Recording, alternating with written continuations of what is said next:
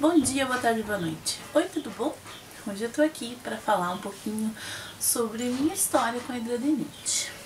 Eu comecei a ter hidradinite a primeira vez por volta ali entre 12 e 13 anos, tá? Consequentemente, ou não, ou em consequência de, a minha menstruação também veio por esse período, tá?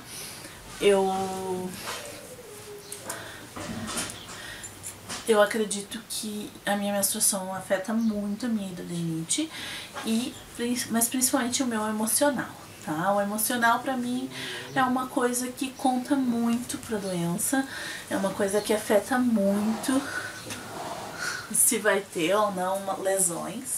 E por conta disso, eu tenho mais. Não vi nenhuma relação com alimentação ainda até hoje.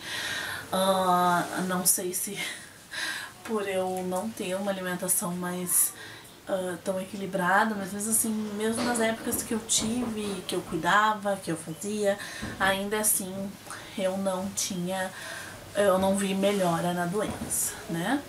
Então assim, começou lá pelos 12 anos, o primeiro nódulo na virilha, bem grande, um nódulo bem grande, e demorou pra drenar. Na época achei que era furúnculo, demorou pra drenar, e aí ele acabou drenando e depois ficou uma mancha bem forte ali. Mas seguiu a vida, um bom tempo depois, assim, veio outro, e aí eu tomei remédio, se eu não me engano foi anti-inflamatório, e ele aliviou, drenou mais rápido e também ficou uma mancha ali, mas e assim foi indo, uma vez ao ano bem no início, depois 2 vezes ao ano eu tinha um abscesso ou outro, mas nada grande assim demais ao ponto de me deixar imóvel, vamos dizer assim, né? Nada a ponto de atrapalhar tanto a minha vida. Às vezes sim, quando era na virilha ou, né, como era nessa região mais íntima, às vezes sim, pegava a calcinha, às vezes sim, mas não que eu não conseguisse andar, né, por conta disso. E assim foi até eu iniciar a minha vida sexualmente ativa. Era assim, umas 2, 3 vezes ao ano, no máximo. Vinha, tomava remédio, drenava, sumia. Ficava um bom tempo sem aparecer, depois vinha, tomava remédio, drenava, sumia. E assim eu fui, né, tratando dessa maneira, sempre achando que era furúnculo e tudo mais. Quando eu comecei minha vida sexualmente ativa, os nódulos começaram a aumentar.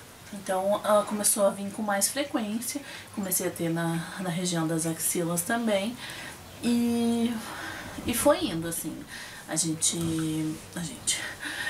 Eu tinha daí axila, virilha, às vezes mais de uma por vez, às vezes e assim, uma a cada 3 meses, então começou a aumentar a intensidade, né?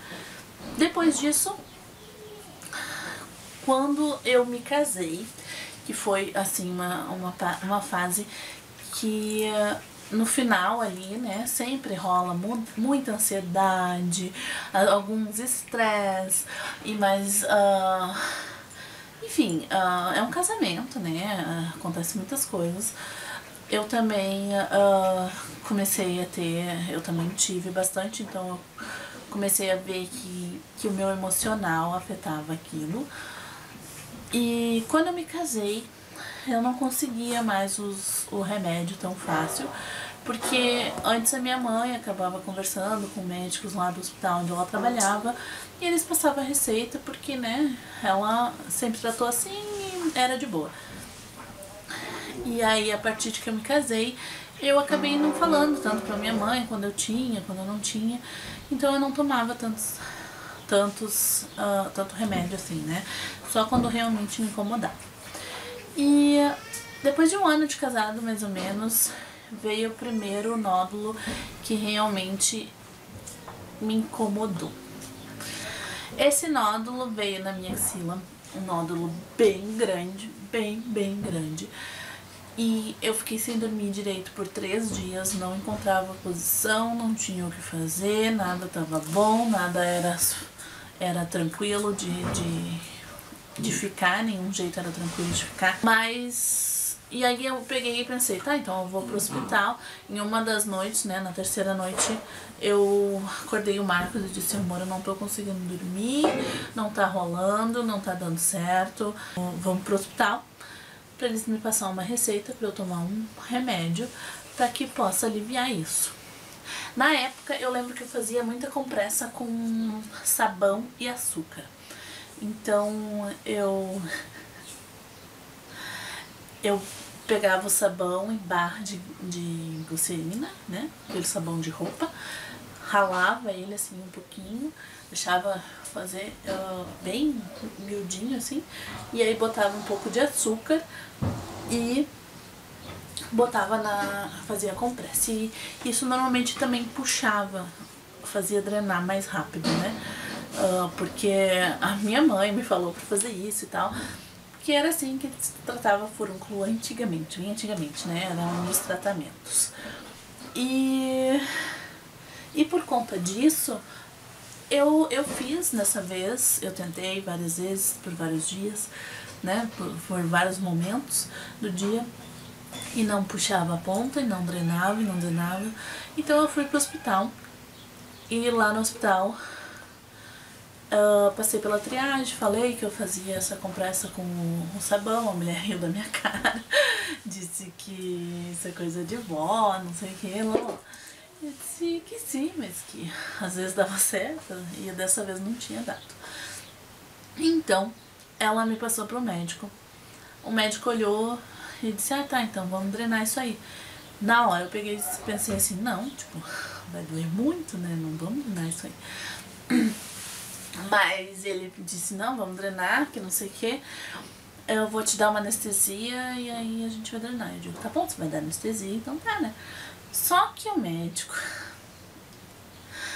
deu anestesia, ele botou dentro, assim, da ferida. Então ele injetou a anestesia onde estava cheio de pus, né, cheio do líquido da ferida. E tipo, não adianta fazer isso.